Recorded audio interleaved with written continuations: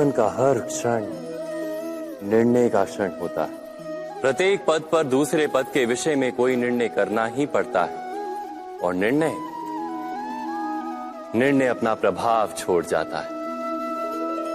आज किए गए निर्णय भविष्य में सुख अथवा दुख निर्मित करते हैं, ना केवल अपने लिए, अपने परिवार के लिए भी, आने वाली पीढ़ियों के लिए भी। जब कोई दुविधा सामने आती है तो मन व्याकुल हो जाता है, अनिश्चय से भर जाता है। निर्णय का वो क्षण युद्ध बन जाता है और मन बन जाता है युद्ध भूमि।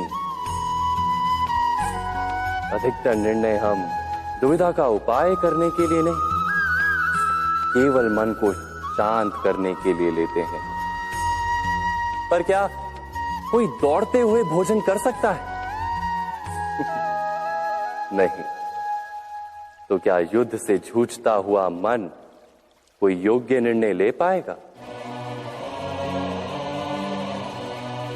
वास्तव में शांत मन से जब कोई निर्णय करता है तो अपने लिए सुखद भविष्य बनाता है, किंतु अपने मन को शांत करने के लिए जब कोई निर्णय करता है तो वो व्यक्ति भविष्य में अपने लिए कांटों भरा वृक्ष लगाता है। स्वयं विचार कीजिएगा।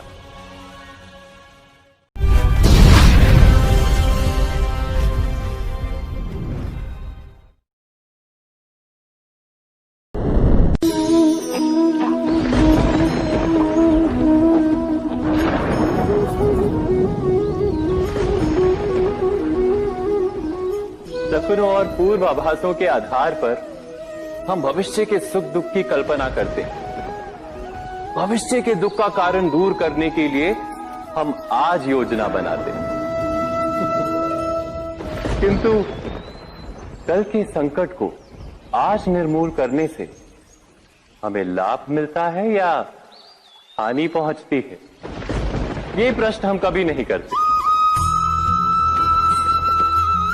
सत्य तो ये है कि संकट और उसका निवारण साथ जन से, व्यक्ति के लिए भी और सृष्टि के लिए भी। नहीं, आप अपने भूतकाल का स्मरण कीजिए, इतिहास को देखिए। आप तुरंत ही ये जान पाएंगे कि जब जब संकट आता है तब तब उसका निवारण करने वाली शक्ति भी जन्म लेती है। यही तो जगत का चलन है। वस्तुतः संकट ही शक्ति के जन्म का कारण है। प्रत्येक व्यक्ति जब संकट से निकलता है तो एक पद आगे बढ़ा होता है, अधिक चमकता है, आत्मविश्वास से अधिक भरा होता है, न केवल अपने लिए अपितु विश्व के लिए भी। क्या ये सत्य नहीं? वास्तव में संकट का जन्म है एक अवसर का जन्म, अपने आप को बदलने का अवसर, अपने विचारों को ऊंचाई पर करने का अवसर, अपनी आत्मा को बलवान और ज्ञान मंडित बनाने का अवसर।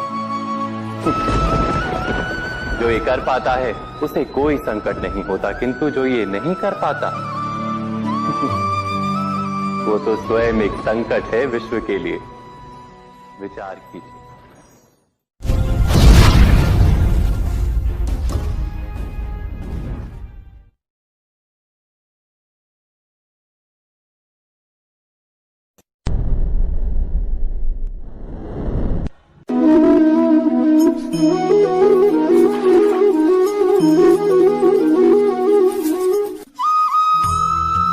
जीवन में आने वाले संघर्षों के लिए जब मनुष्य स्वयं को योग्य नहीं मानता, जब उसे अपने ही बल पर विश्वास नहीं रहता, तब वो सद्गुणों को त्याग कर दुर्गुणों को अपनाता है।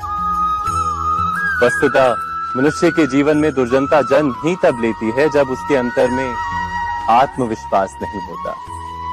आत्मविश्वास ही अच्छाई को धारण करता है। ये आत्मविश्वास है क्या?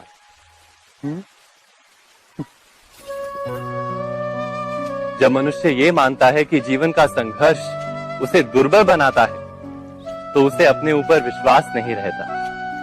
वो संघर्ष के पार जाने के बदले संघर्ष से छूटने के उपाय ढूंढने लगता है। किंतु जब वो ये समझता है कि ये संघर्ष उसे अधिक शक्तिशाली बनाते, ठीक जैसे व्यायाम करने से देह की शक्ति बढ़ती, तो प्रत्येक संघर्ष के साथ उसका उत्साह बढ़ता है। अर्थात आत्मविश्वास और कुछ भी नहीं, मन की स्थिति, जीवन को देखने का दृष्टिकोण मात्र है। और जीवन का दृष्टिकोण तो मनुष्य के अपने वश में होता है। स्वयं विचार कीजिए।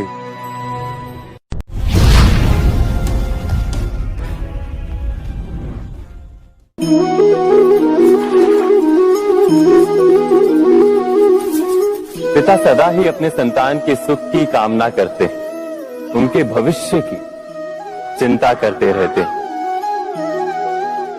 इसी कारणवश सदा ही अपने संतानों के भविष्य का मार्ग स्वयं निश्चित करने का प्रयत्न करते रहते।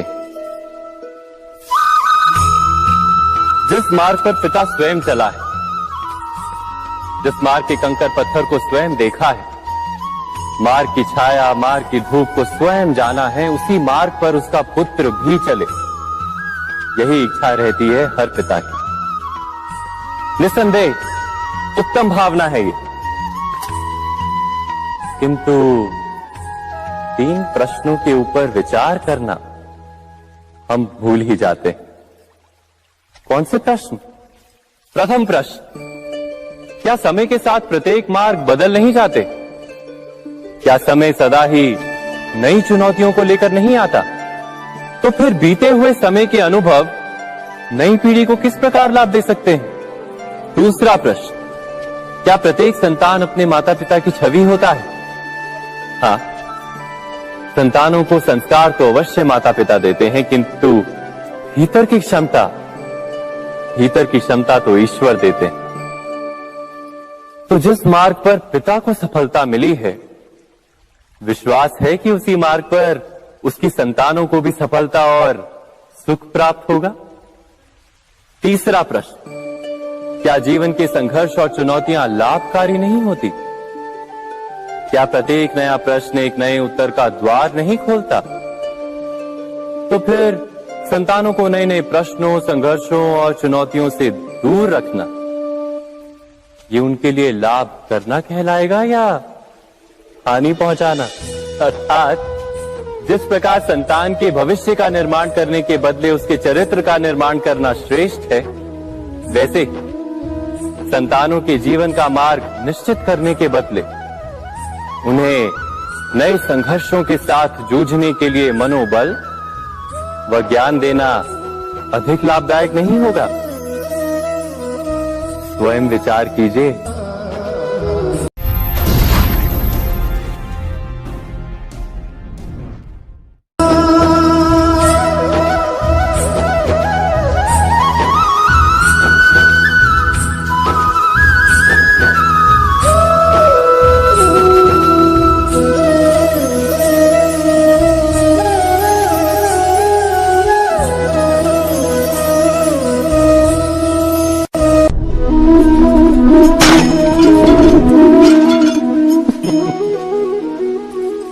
कभी कभी कोई घटना मनुष्य के जीवन की सारी योजनाओं को तोड़ देती और मनुष्य उस आघात को अपने जीवन का केंद्र मान लेता।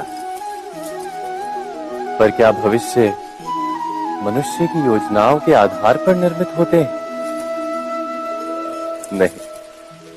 जिस प्रकार किसी ऊंचे पर्वत पर सर्वप्रथम चढ़ने वाला उस पर्वत की तलाई में बैठकर जो योजना बनाता है, क्या वही योजना उसे उस पर्वत की चोटी तक पहुंचाती है?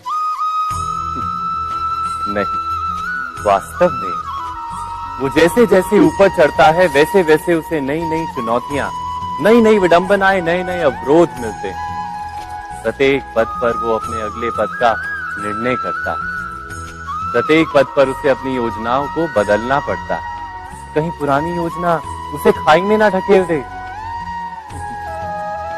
वो पर्वत को अपने योग्य नहीं बना पाता, केवल स्वयं को पर्वत के योग्य बना सकता है।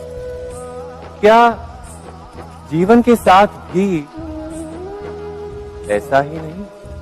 जब मनुष्य जीवन में किसी एक चुनौती को, एक अवरोध को अपने जीवन का केंद्र मान लेता है, अपने जीवन की गति को ही रोक देता है तो वो अपने जीवन में सफल नहीं बन पाता और ना ही सुख और शांति प्राप्त कर पाता। अर्थात जीवन को अपने योग्य बनाने के बदले स्वयं अपने को जीवन के योग्य बनाना ही सफलता और सुख का एकमात्र मार्ग नहीं। स्वयं विचार कीजिए।